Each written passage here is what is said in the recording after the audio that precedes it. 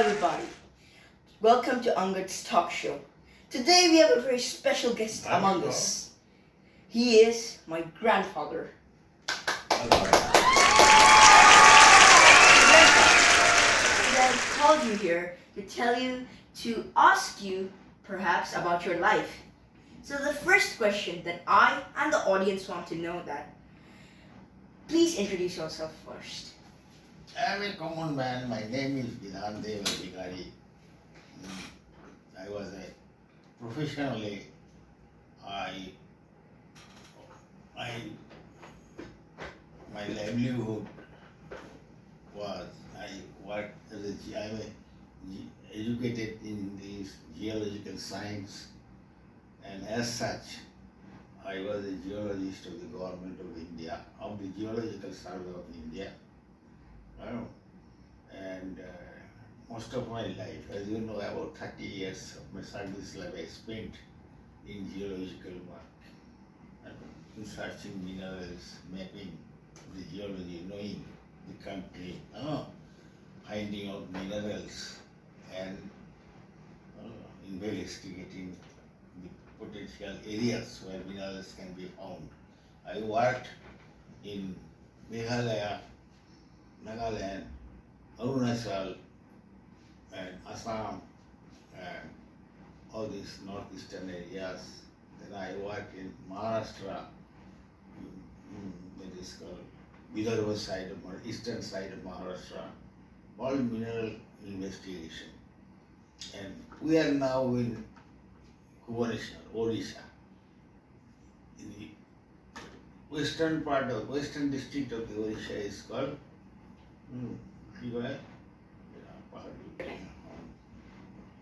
that western district I investigated as per the government of India program. I was the scientist investigating for bauxite. What is bauxite? BAUXIT. Bauxite is the mineral from where aluminium metal is extracted. And the preliminary work, I have done it with a team of geologists, where I was also there. We found that this name of the district is called Koraput. Koraput. And we found that bauxite, as I told you, the mineral of the aluminium in Patangi area. There also I got. In addition, I mapped the area in Maharashtra, western Maharashtra, middle type of Maharashtra, around Nagpur, MP, Uttarakhand. That time it was part of UP. Now it is Uttarakhand. Then Madhya Pradesh, Kaimur area, and all these things. And apart from geological work, I was looking after the photogeology of the area. I surveyed through photogeology. Photogeology is a science which I will tell you afterwards. So now I am retired, but whatever I remember, you are here to tell. I am going to tell you. Okay? Yeah, that was absolutely lovely. Now, like you have mentioned of certain places where you went to adventure, find different minerals. So, like, can you share with us just one story that just stands out among every other? There are many stories. In the geologist's life, there is no dearth of stories. Their life itself is a story because you are roaming in the nature, and enjoying the nature as well as working. We are roaming around the nature just like common man. You see, ordinary people think, is he a madman? He is roaming around with some instruments, looking around the rocks, hammering the rocks, examining the rocks, collecting the rocks. What is this? So, but there is some pleasure in doing this because you are always with nature.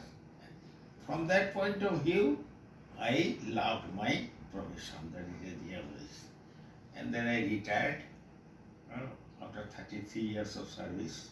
Now I am having a retired life and remembering all of my past. But still the question remains, what was your most exciting discovery or adventure? Adventure and discovery, yes. when both are there, adventure as well as discovery. Now, there is a part in India, state in India called Arunachal Pradesh, farthest in the northeast, remote area. That remote area was geologically not known. What is the geology? What is the rock? What is the structure? What is the possibility of what mineral? Not much known. You know? So government of India sent me there with a party. That party consists of not only geologists, but I was the leader of the party, and with me there was botanists from Botanical Survey of India, from ONGC fellow who was trying for some geophysicist to take measurement of it. So it is called a multidisciplinary scientific expedition. Not one discipline, but many disciplines together, of which I was the leader. And I led the team to Arunachal Pradesh. Because Arunachal Pradesh at that time, now it is developed with road connection. At that time there was no road. Oh, you have to proceed all along the terrain on foot, along the jungles, cutting the jungles and all. Of course, in that expedition, there were 90 headload laborers. They carried our equipments, carried the equipments of 16 scientists, equipments, our tents, our foods, our equipments and everything. Right? Just to help us, we call them headload laborers. They on headload, on back of the key, they carry our key and they will hire or teach. Because there is no road, vehicle cannot go. Vehicle can go just to the headquarters. That is, headquarters was a place called named Teju. From Teju onward, we started up to now China's border. Walan, Kibutu, like these places.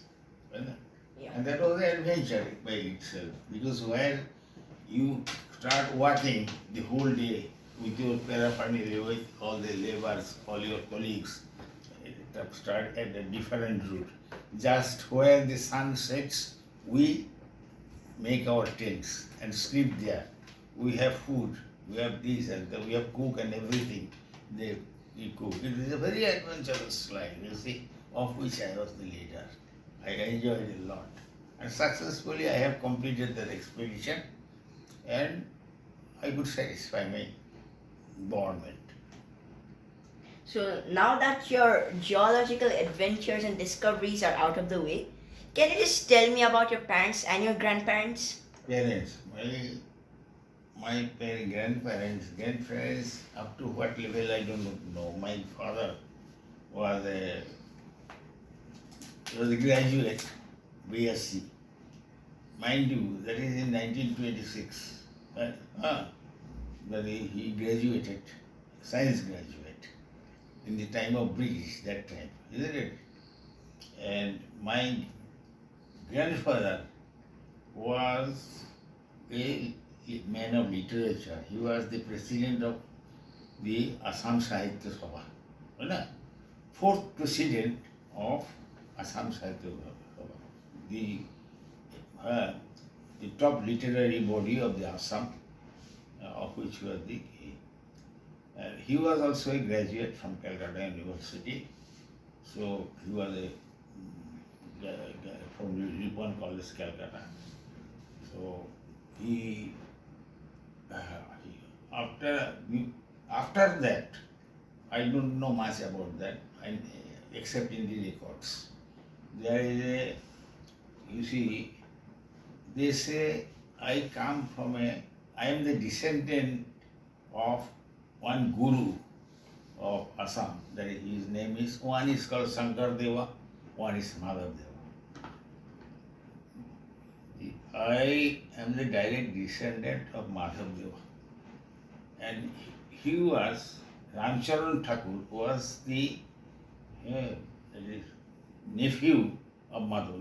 Madhav Deva was not married. And the nephew's name was Ramcharan Thakur. that Ramcharan Thakur is the 14th man above my generation, isn't it? Yeah. So we are. So, like, it's been an absolute pleasure meeting you. Just before we end it, would you like to quote a line from someone who inspired you, or you made a quote that self-inspired you? Do you want to say anything? Not exactly someone. I read through. Whenever I had the opportunity, I read some writing of the big people. I always picked up the encouraging part of the. If you work seriously, you are sure to have your purpose served. That was the only inspiration. Otherwise, I was now in that society. You can call me a man of middle class. Now there is a lot of economic, you see, progress with science and technology. Those days were different. When I was a student, if I compare with you, I was very poor man, poor boy. I could hardly buy a new book. I could hardly buy a new copy. I could hardly buy a pen. These are all outdated pen, outdated key, or this. So through those adversities, that is, through those conditions, difficult conditions, we had to fight and come out successfully, you see. That is the main moral I have gathered from the great people who encouraged me. So thank you, Grandpa. Thank you for giving me your time. Thank you for this amazing interview. I hope to see you next time. It was a pleasure talking to you. Thank you. Goodbye.